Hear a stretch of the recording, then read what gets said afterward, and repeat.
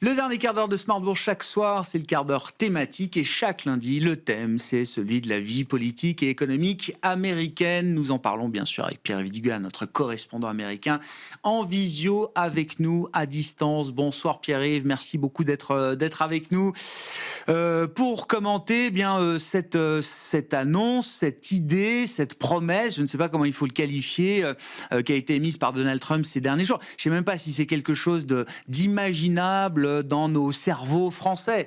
L'idée des Trump accounts, Pierre-Yves. Alors, peut-être un avertissement pour une mise en garde, devrais-je dire, pour les gens qui nous regardent. Attention, si vous avez aimé le festival de taxes nouvelles présenté par l'Assemblée nationale française au cours des dernières semaines, les propos que je vais tenir sont épouvantables. Il ne s'agit pas d'une promesse, Grégoire.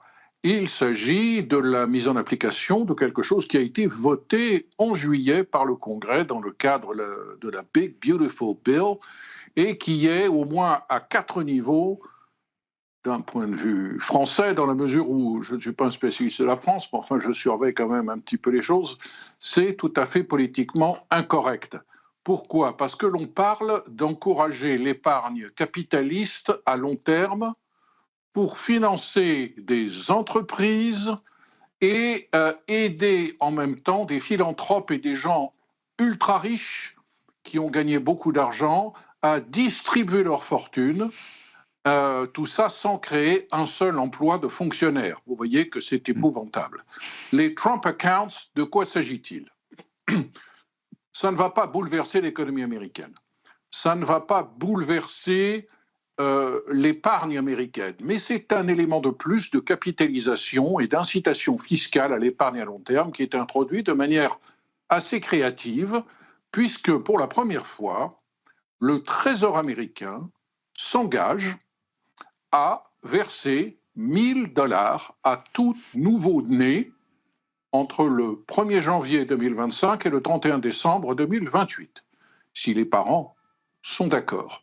On ouvrira à partir du 1er janvier prochain un Trump account. Le Trésor, à compter du 4 juillet, anniversaire des 250e anniversaire donc des États-Unis, versera $1 000.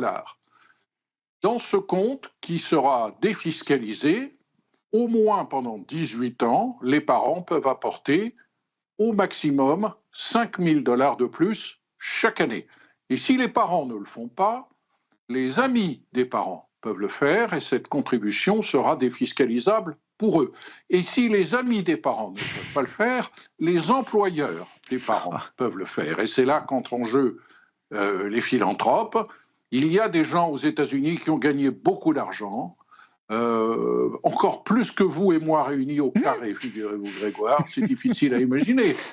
Et ils ne savent plus quoi faire de cet argent. Eh bien, regardez Michael Dell, pour ne citer que lui et son épouse, ont relevé le défi et ont annoncé qu'ils vont distribuer 6,5 milliards de leur fortune personnelle à tous les enfants qui sont éligibles, sans pour autant les connaître, à hauteur de $250 par enfant.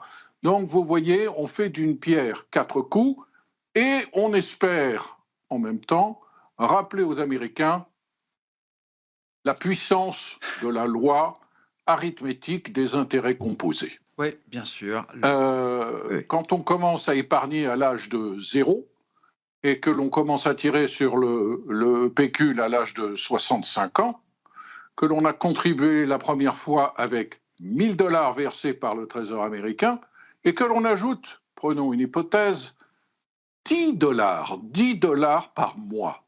$10, c'est même pas le prix d'un paquet de cigarettes aux États-Unis. Vous faites ça sur 65 ans, comme ça n'est pas imposé tous les ans, vous prenez un taux de rendement qui est le taux de rendement moyen des actions, entre 6,5 et 7% sur très longue période. Vous avez à la fin du compte quelque chose comme, j'ai fait le calcul, je ne veux pas dire de bêtises, quelque chose comme $219 000. Ça ne va pas assurer la retraite de tout le monde, mais c'est un complément de retraite intéressant et politiquement incorrect. Vous l'avez dit, c'est effectivement les Trump accounts sont issus de la One Big Beautiful Bill. Pierre-Yves, est-ce que c'est le genre d'ingrédient qui peut permettre à Donald Trump de redresser la barre politiquement? Il a encore un peu de temps, mais évidemment, les élections de mi-mandat approchent et j'imagine que la défaite n'est pas une option pour Donald Trump dans ce contexte-là aujourd'hui, avec...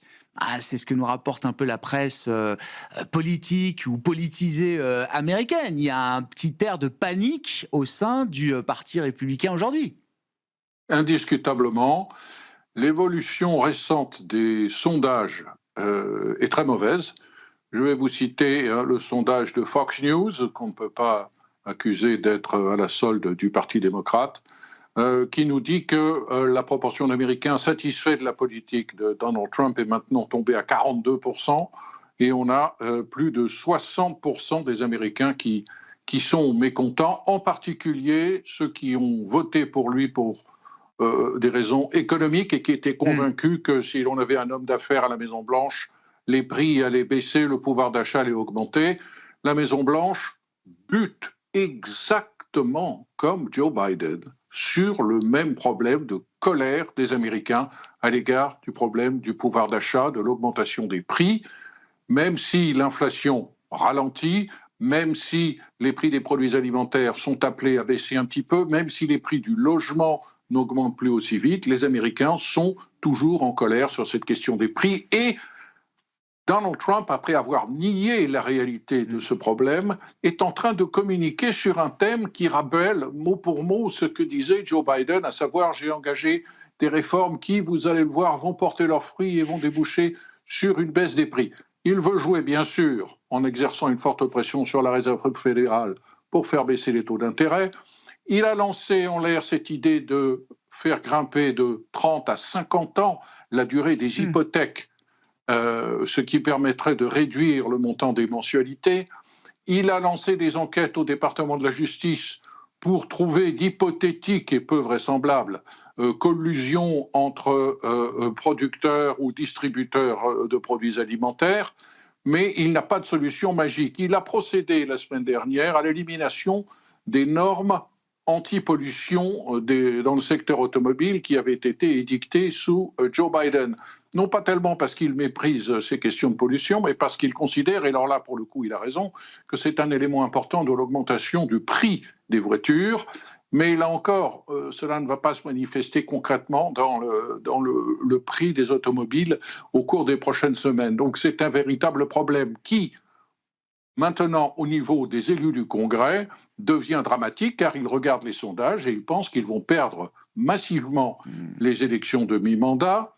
Et Donald Trump n'a pas de priorité politique. Dans son Big Beautiful Bill, il a tout mis.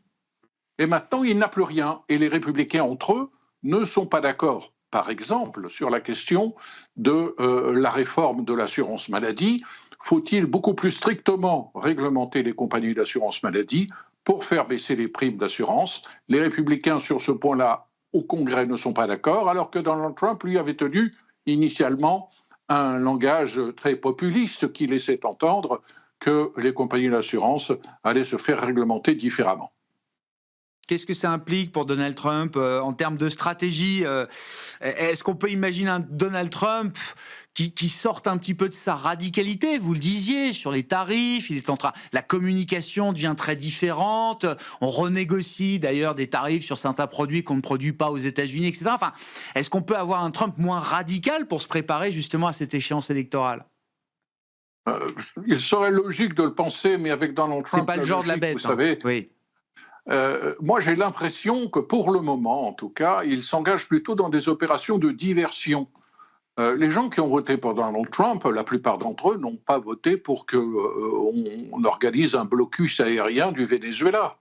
Ils n'ont pas voté pour que on se prépare à envahir le Groenland ou qu'on change le nom du golfe du Mexique en golfe américain. Il y a tout un aspect de la politique extérieure de Donald Trump, en particulier cette renaissance de la doctrine Monroe qui remonte au XIXe siècle et qui avait dit au reste du monde à l'époque, nous, États-Unis, nous sommes dans notre hémisphère, dans les deux Amériques, les maîtres du jeu, ne venez pas faire d'interférence.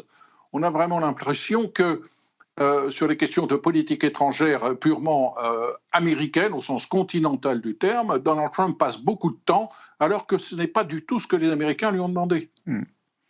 Bon, à suivre, il y a encore un peu de temps, je le disais, mais effectivement, 2026 sera marqué par ces élections de demi-mandat qui vont focaliser de plus en plus d'énergie et d'attention également de la part des investisseurs et du marché. Pierre-Yves Dugas avec nous chaque lundi dans ce quart d'heure américain qui vient conclure notre émission quotidienne Smart Bourse que vous retrouvez bien sûr en replay, en rattrapage chaque jour sur bismart.fr ou encore en podcast sur l'ensemble de vos plateformes préférées.